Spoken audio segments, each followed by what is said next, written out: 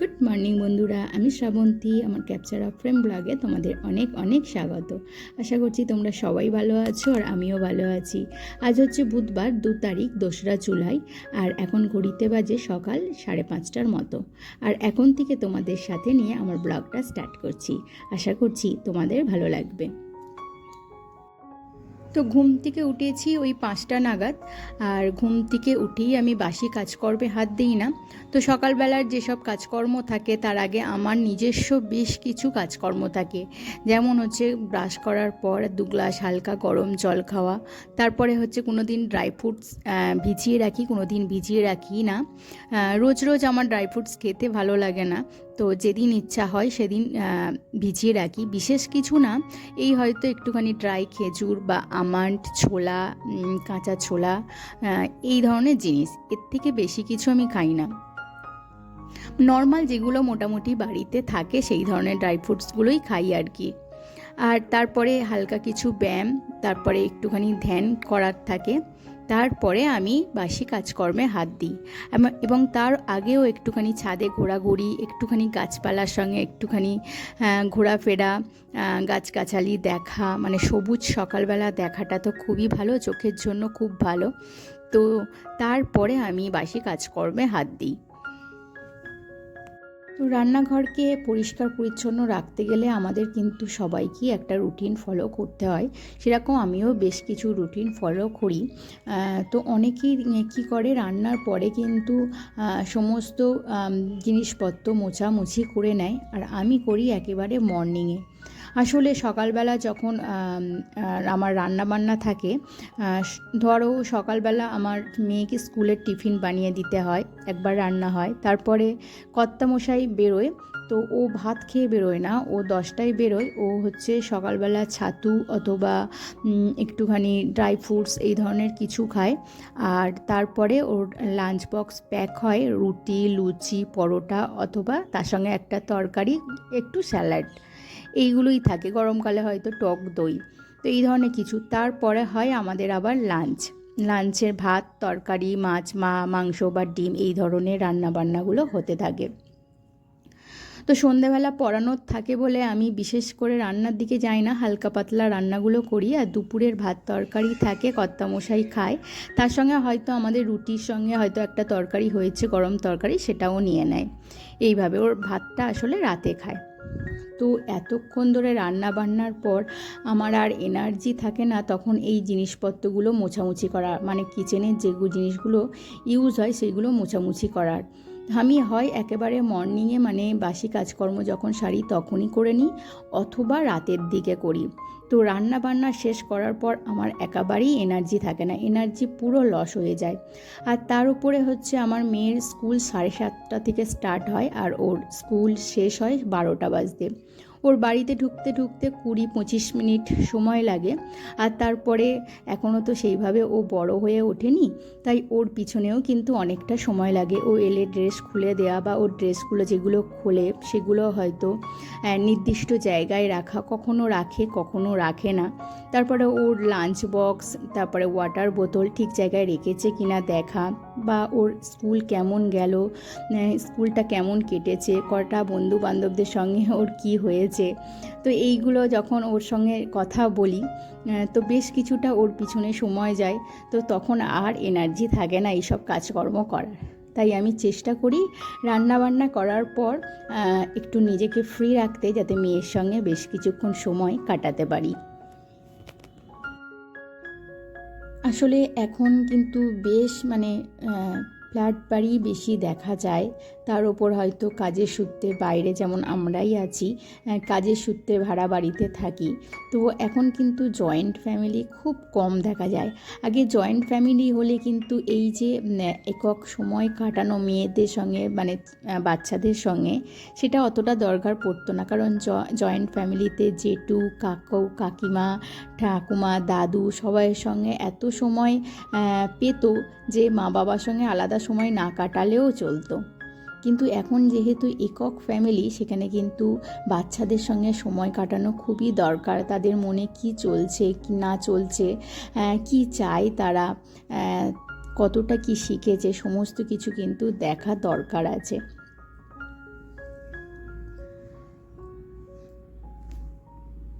তো তোমাদের সঙ্গে কথা বলতে বলতে দেখো আমার কিন্তু বাসি কাজকর্ম কমপ্লিট হয়ে গেছে। আর এখন এসেছি মেয়ের জন্য টিফিন বানাতে। তো ওকে আজকে বানিয়ে দেব আমি লুচি। তো লুচি আর তার সঙ্গে একটুখানি আলুর তরকারি।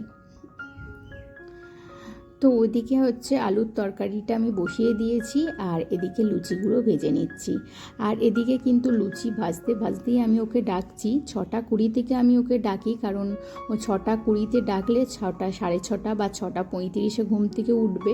আর তারপরে ওর ব্রাশ করা, তারপরে বাথরুম যাওয়া, তো এই কাজগুলো কমপ্লিট করতে করতে মোটামুটি 7টা বেজে যায়। আর সকালবেলা বেশিরভাগ দিনই আমার মেয়ে খুব একটা কিছু খায় না, কারণ হচ্ছে ওর বমি হয়ে যায়। তো খুব বেশি হলে একটু জল খায় বা ড্রাই ফ্রুটস কোনো দিন খায়, কোনো দিন খায় না। আর ড্রাই ফ্রুটসের মধ্যে হচ্ছে আমন্ডাই খায়, আর কিচ্ছু খায় না। তো যাই হোক, ওর এখানে আমি লাঞ্চ বক্স প্যাকিং করে দিলাম। তো এরপরে ওকে রেডি করে নিয়ে একেবারে বেরিয়ে পড়লাম। তো 7:05 মোটামুটি ওর গাড়ি আসে, এখন বাজে 7টা। তো ওই সামনের মোড় মাথাটাই দাঁড়াবো, আর ততক্ষণে গাড়ি চলে আসবে। তো ওদিকে গাড়ি চলে এসেছে, মেয়ে স্কুল চলে গেছে। আর এখন আমি স্নান করে যে ভিজে জামা কাপড়গুলো কেচেছি সেগুলো মেলে দিচ্ছি। বিয়ের আগে থেকেই কিন্তু আমার সকাল সকাল ওঠা অভ্যাস, কারণ বিয়ের আগে আমি টিউশনি পড়াতাম, তার সঙ্গে সরকারি চাকরির পরীক্ষার জন্য প্রস্তুতি নিচ্ছিলাম। তাই সকালের দিকে একটা করে ব্যাচ থাকতো, আর ব্যাচ থাকতো বিকালের দিকে। তাই সকালে যেটা ব্যাচটা থাকতো সেটা 6:30 থেকে থাকতো। আমাকে মোটামুটি ওই 6টার দিক করে উঠে পড়তে হতো। তাই বিয়ের পরে কিন্তু খুব একটা আমার অসুবিধা হয়নি এই টাইমগুলো মেনটেন করতে। আসলে কি বলতো, মানুষ কিন্তু অভ্যাসের দাস। মানুষকে যেরকম অভ্যাস করাবে মানুষ কিন্তু সেরকমই অভ্যাসে পরিণত হবে। এই যেমন আমার কর্তামশাই, আমার শাশুড়ি মা তো বিয়ের পরে দেখেছি খুব ভোরবেলা উঠতো, মানে 4:30 4:45 উঠে পড়তো। কিন্তু কর্তামশাই ঘুম থেকে ওঠে দেরিতে, কারণ হচ্ছে ও রাতে ল্যাপটপে সিনেমা দেখে, আর হচ্ছে সকালে ঘুম থেকে দেরিতে ওঠে। আর তারপরেই ডিউটি যাওয়ার জন্যই কিন্তু ছোটাছুটি করে। ওকে যতই বলা হোক যে তাড়াতাড়ি ডেকে দেওয়া হোক, ও কিন্তু সেই লেটেই উঠবে। তাই বিয়ের পরে পরে যখন ওর সঙ্গে টাইম কাটাতাম, মানে রাত্রিবেলা ওর সঙ্গে একসঙ্গে বসে সিনেমা দেখতাম, তো আমারও সমস্যা হয়ে যেত, দেরিতে ঘুম থেকে উঠতাম। পরে ঠিক করলাম ওর সঙ্গে রোজ সিনেমা দেখতে গেলে কিন্তু আমার সমস্যা হবে। তাই পরবর্তীকালে ঠিক করলাম যে মাঝে মাঝে ওর সঙ্গে সিনেমা দেখব। ওই যে বললাম, মানুষ অভ্যাসের দাস। মানুষ যদি নিজেকে ভালো অভ্যাস করাতে চায় তাহলে কিন্তু তার ভালো অভ্যাস তৈরি হবে, আর মানুষ যদি নিজেকে খারাপ অভ্যাসে পরিণত করতে চায় তো মানুষের খারাপ অভ্যাসটা পরিণত হবে। আর বিয়ের পরে কিন্তু মেয়েদের অনেক রেসপন্সিবিলিটি চলে আসে, তার সেই রেসপন্সিবিলিটি যদি ঠিকঠাক মানতে হয় তাহলে কিন্তু একটা রুটিন ফলো করা খুবই দরকার। তো চলো, তোমাদের সঙ্গে গল্প করতে করতে ওদিকে আমি সবজি কেটে নিয়েছি, আর এদিকে কর্তামশাইয়ের টিফিনের জন্য পরোটা বানাচ্ছি, আর ওই দিকে বসাবো আলুর তরকারি। একটা নিরামিষ আলুর তরকারি বসাবো। আলুগুলোকে একটুখানি হালকা ভেজে নেব, আর তারপরে একটা ড্রাই মশলা করে নেব। সেখানে হচ্ছে একটুখানি ধনিয়া, জিরে গোটা, আর একটু কসৌরি মেথি, আর হচ্ছে গোলমরিচ একটুখানি ড্রাই রোস্ট করে একটুখানি গুঁড়ো করে নিলে, আর এমনি সিম্পল মশলা, যে মশলাগুলো আমরা রোজকার ইউজ করি, সেই আলুটা ভেজে আর এমনি রোজকার মশলা দিয়ে, আর শেষে এই মশলাটা দিয়ে দিলে সুন্দর একটা ফ্লেভার আসে। আর আলুটা মাখো মাখো করে নাবালে খেতে কিন্তু ভালো লাগে। তো এদিকে দেখো আমার আলুর তরকারির আলু ফুটছে, সিদ্ধ হচ্ছে, আর ওদিকে আমি বসিয়েছি ঢ্যাঁড়সের চচ্চড়ি। ঢ্যাঁড়সের চচ্চড়িটা একটু কষা কষা করব, পেঁয়াজ দিয়ে দিয়েছি বেশি করে, আর একটুখানি আদা আর রসুন থেঁতো করে দিলাম, আর টমেটো দিয়ে দিয়েছি। ভালো করে আলু আর ঢ্যাঁড়স কষিয়ে নিয়ে রোজকার মশলা দিয়ে একটুখানি জল দিয়ে দিয়েছি, ততক্ষণ সিদ্ধ হতে থাক, আর এদিকে আলুও সিদ্ধ হচ্ছে। আর আজকে করব একটুখানি ডাল, তার সঙ্গে আর ডিম কষা। ডালটা একটুখানি আমি করব আমড়া দিয়ে। আমাদের বাড়িতে মানে ঢ্যাঁড়স চচ্চড়ি বা ঢ্যাঁড়স কষার সঙ্গে ডিমের ঝাল আর তার সঙ্গে টক ডাল মানে আমড়া বা আমের ডাল খুব খেতে কিন্তু পছন্দ করে। তো বেশ কিছু মানে এরকম এক একটা বাড়িতে এরকম এক এক রকমের খাওয়া কিন্তু মানে এক এক রকমের খাবার মানে বেস্ট হয়। যেমন ধরো আমাদের যখন ইলিশ মাছের মাথা হয় তখন পুঁই শাক দিয়ে খেতে পছন্দ করে, অথবা হচ্ছে যে চিচিঙ্গা হয়, চিচিঙ্গার সঙ্গেও কিন্তু ইলিশের মাথা দিয়ে চচ্চড়ি খেতে পছন্দ করে। আবার হচ্ছে আমাদের ওই বাড়িতে মানে বাপের বাড়িতে ইলিশ মাছটা বেশি ভাজা খেতে পছন্দ করে। তো মাছের তেল হবে, তার সঙ্গে ইলিশ মাছ গরম ভাজা হবে, একটুখানি লঙ্কা হবে, কাঁচা লঙ্কা, তার সঙ্গে একটু আলু দিয়ে মাখানো, আলু সিদ্ধ, এটা খেতে বেশি পছন্দ করে। তো অনেকটা ছোলার ডাল ছিল, ছোলার ডালটা না আমি আগের দিনই বেটে রেখেছিলাম, এই ছোলার ডালটা নষ্ট হয়ে যাচ্ছিল, তো সেই জন্য এর সঙ্গে একটুখানি পেঁয়াজ কুচি, আদা রসুন পেস্ট নয়, একটু জাস্ট থেঁতো করে দিয়ে দিয়েছি, কাঁচা লঙ্কা কুচি, রোজকার মশলা মানে হলুদ, লঙ্কা, জিরে, ধনিয়া, একটু চাট মশলা দিয়েছি, আর অনেক ম্যাগি মশলা জমে গিয়েছিল, তো সেই ম্যাগি মশলা দিয়ে এখন কড়াইয়ের মধ্যে দিয়ে এলাম। তো কর্তামশাই ঘুম থেকে উঠেছে, ও ব্রাশ করার পর আমি ওকে চাটা দিয়ে দিয়েছিলাম, আর এখন স্নান টান করে চলে এসেছে, তো ওকে একটুখানি টিফিন দেব। ওকে দিচ্ছি এখন মুসলি। এই মুসলিটায় কিন্তু অনেক ড্রাই ফ্রুটস থাকে, প্রচুর ড্রাই ফ্রুটস সিডসে ভর্তি থাকে, এটা খাওয়া ভীষণ ভালো। তো বেশ কিছুদিন ধরে আমি খাওয়া স্টার্ট করেছি, আমি রোজ খাই না, তো যেদিনকে ফাঁকিবাজি রান্না বা খুব ভাত রুটি মুড়ি খাবার খেতে ইচ্ছা করছে না, তো সেই দিন এই ধরনের খাবারগুলো খেয়ে থাকি। আর কর্তামশাইও দেখছি বেশ পছন্দ করছে, তো ওকেও দিলাম। তো এদিকে দেখলাম যে আমার বড়াগুলো সবই উঠে গেছে, একটা খালি ভেঙে গেছে। তো ওদিকে ওর টিফিন বক্স ভরে দিয়েছি আর ও অফিসে বেরিয়ে গেছে, আর এবার আমি একটু ফাঁকা হয়ে গেছে আমার হাতটা, তো আমি টিফিনটা সেরে নেব। তো আগের দিন বেশ কিছুটা আলুর তরকারি ছিল, সেটা গরম করে নিলাম, আর গরম গরম ডালের বড়া নিয়েছি। তো টিফিনটা করার পর আমি বেশ কিছু বাসন মেজে নিচ্ছি, যদিও বা আমার বাসন মাজার জন্য হেল্পিং হ্যান্ড আছে, কিন্তু তার ভরসায় তো সমস্ত কিছু রাখা যায় না, তাহলে প্রচুর বাসন হয়ে যাবে। তো যেইগুলো মোটামুটি খুব একটা বেশি ইউজ হয়নি সেইগুলো আমি হালকা হাতে ধুয়ে নিচ্ছি। তো আমরা যদি একটু আধটু কাজ নিজেরা করে নিই তাহলে কিন্তু হেল্পিং হ্যান্ডেরও সুবিধা হয়, আর হেল্পিং হ্যান্ড যখন অসুস্থ হবে তখন আমাদের পুরো কাজটা করতে কিন্তু খুব অসুবিধা হয়ে যাবে। তাই হচ্ছে যাতে ও সুস্থ থাকে আর আমাদের কাজগুলোও ঠিকমতো হয়, ওদেরও মানে ওরাও তো মানুষ, তো ওদের দিকটাও দেখতে হবে, আর ওরা তো একটা দুটো বাড়িতে কাজ করে না, অনেক বাড়িতেই কাজ করে, তাই ওদের শরীর অসুস্থ হওয়াটা স্বাভাবিক। তাই যেগুলো মোটামুটি আমার দ্বারাই সম্ভব সেগুলো টুকটাক করে নেওয়াটাই বেটার। তো এদিকে মোটামুটি যে বাসনগুলো মাজার ছিল সেই বাসনগুলো মাজা হয়ে গেছে, আর এবারে ওভেনটা ক্লিন করে নেব।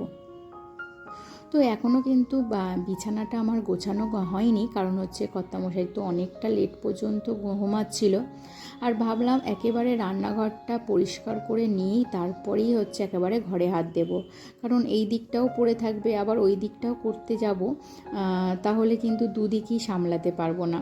আর এই যে আমাদের রোজকার লাইটার, এটা কিন্তু সব থেকে বেশি ইউজ হয়, তাই ওটাকেও একবার করে ক্লিন করে নিলাম। তো ওই দিকের কাজগুলো কমপ্লিট করে চলে এসেছি একেবারে বিছানা গোছাতে। তো আজকে না বেড কভারটাও চেঞ্জ করব, তার সঙ্গে বালিশের কভারটাও চেঞ্জ করব। তো এখানে যেহেতু আমাদের একটাই বিছানা, মানে একটা বিছানার ওপরেই সবাই কুস্তি লড়াই করে, তো সেই জন্য বিছানার চাদরটা আমি 3 দিন ছাড়া ছাড়া চেঞ্জ করি, আর বালিশের কভারগুলো 1 সপ্তাহ ছাড়া। তো আজকে হচ্ছে একেবারে বালিশের cover plus bed cover change করার দিন, তো বালিশের কভারগুলোও চেঞ্জ করে দিচ্ছি আগে, আর এরপরে বেড কভারটা চেঞ্জ করে দেব। আমরা মোটামুটি ভাড়া বাড়িতে এসেছি 3-4 মাস হবে। তো টুকটুক করে জিনিস আমরা কেনাকাটি করছি। তো এখনও অনেক জিনিসই কিনতে বাকি আছে। আসলে ভাড়া বাড়িতে তো ব্যাপারটা বোঝোই, মানে যা কিছু কিনবো সেগুলো আবার বয়ে বয়ে নিয়ে যেতে হবে, আবার যখন অন্য জায়গায় ট্রান্সফার হবে সেখানে আবার বয়ে বয়ে নিয়ে যাও। তাই আমরা একটুখানি ভেবে চিনতে বুঝে শুনেই কিন্তু জিনিসপত্র কেনাকাটি করছি, কারণ যেগুলো না কিনলে নয়, না কিনলে চলবে না, সেই ধরনের জিনিসপত্রই কেনাকাটি করছি, যাতে আমাদের বয়ে নিয়ে যেতে অসুবিধা না হয়, অথবা পরবর্তীকালে সেই জিনিসটা আমার পড়ে না থাকে। তো সেই সব কথা চিন্তা করে করেই কিন্তু আমরা অল্প স্বল্প করে জিনিস কিনছি। তো এই মাসে ইচ্ছা আছে একটা ম্যাট্রেস কেনার। তো দেখি, ম্যাট্রেস কেনার আছে, একটা ডাইনিং টেবিল কেনার ইচ্ছা আছে, কতটা কি করতে পারি। তো শুধু তো বললেই হলো না, আর ভাবনা চিন্তা করলেও হলো না। তো দেখতে হবে যে আমরা সমস্ত কিছু মেনটেন করে কিনতে পারছি কি না। তো সেই জন্য একটু লেট হচ্ছে। তো বেড কভারটা চেঞ্জ করে দিয়েছি, আর এইদিকে দেখো মানি প্ল্যান্ট গাছগুলো কিন্তু খুব সুন্দরভাবে গ্রো করছে। তো জানালাটা একটুখানি জল দিয়ে ধুয়ে দিলাম, আর যে বাসনপত্রগুলো মেজে রেখেছিলাম তো সেগুলো জল ঝরে গেছে, সেগুলো এবারে যে যার জায়গার জিনিস সেখানে রেখে দিচ্ছি। তো ওই দিকে আমার ঘর গোছানো কমপ্লিট হয়ে গেছে, ডাস্টিংও কমপ্লিট হয়ে গেছে, আর এবারে একবার ঘরটা ঝাঁট দিয়ে দেব। সকালবেলা যখন ঘর ঝাঁট দিই তখন আলো জ্বালতে পারি না, কারণ তখন মেয়ে আর কর্তামশাই ঘুমায়, আর পাখাও চলে, তখন কিন্তু খুব একটা ভালো ঝাঁট দেওয়া হয় না। আমি রাতের দিকে একবার করে ঝাঁট দিয়ে রাখি, জানি সকালবেলা খুব একটা ভালো করে ঝাঁট দেওয়া হবে না, অন্ধকার করে পাখা চললে কিভাবে ঝাঁট দেব। তো মোটামুটি একটা আনচাত করে মোটামুটি একটা ঝাঁট দিয়ে নিই। আর এই পারে হচ্ছে যখন ঘুম থেকে সবাই উঠে পড়ে, বাইরে বেরিয়ে যায় আর কি, মেয়ে স্কুলে, কর্তামশাই অফিসে চলে যায়, তখন হচ্ছে আমি ভালো করে পুরো ঘরটা ঝাঁট দিয়ে দিই। দেখতেই পাচ্ছ যে কত ধুলো বেরোচ্ছে, আর এই খাটের তলা থেকে সমস্ত জায়গা থেকে আমি ধুলো বার করে নিলাম। তো মানি প্ল্যান্টের গাছগুলোর একটুখানি জলগুলো চেঞ্জ করে দিয়েছি, আর বেশ কিছু ডাব্বা খালি হয়ে গিয়েছিল, তো সেইগুলো আমি হচ্ছে ভালো করে পরিষ্কার করে নিলাম। তো এরপরে মেয়ে কিন্তু এসে গেছে, তো ওকে স্নান টান করিয়ে একেবারে লাঞ্চে বসে পড়েছি। তো আজকের মেনু তো তোমাদের জানাই, আমরা দিয়ে ডাল বানিয়েছি, ঢ্যাঁড়সের চচ্চড়ি আর ডিম কষা। তো এখন লাঞ্চটা সেরে নেওয়ার পর দেখলাম যে 2টো পার্সেল এসেছে। তো পার্সেল খুলতে তো আমার মেয়ে ভীষণ ভালোবাসে। তো আমি হচ্ছে বললাম যে পার্সেলটা খুলিস, ভালো করে খোল যাতে বাক্সটা ইউজ করা যায়। তো সেই জন্য আমি ব্লেড দিয়ে খুলছি। তো চলো দেখি এইটাই কি এসেছে।